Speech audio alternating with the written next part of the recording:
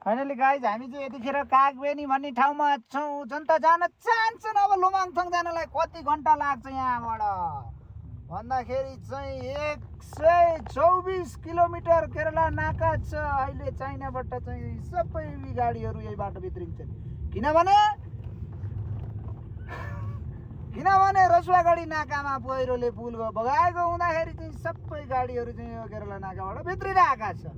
त्यही भएर ल हेर्नुहोस्, तपाईँ अगाडि हेर्न सक्नुहुन्छ अहिलेको अवस्था यहाँको यस्तो छ। ल हेर्नुहोस्, बाटो पिच छ तर पनि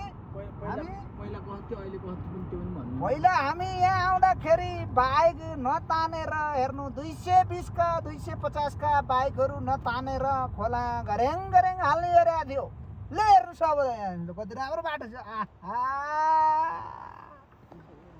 ल यो चाहिँ बेली ब्रिज हो, कागबेनी खोलाको होइन।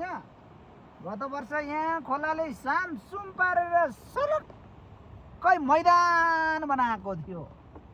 अहिले फेरि विकास तीव्र गतिमा बढिरहेको छ। बाटो मजाले बनिसकेको छ। तपाईँहरू पनि लोमाङथङ जानुहुन्छ भने तुरुन्तै आइहाल्नुहोस्, एकैछिनमा आइन्छ।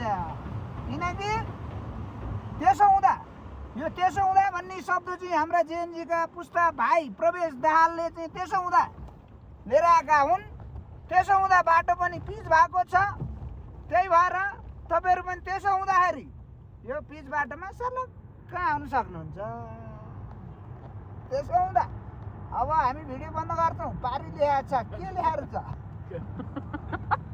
कागबेनी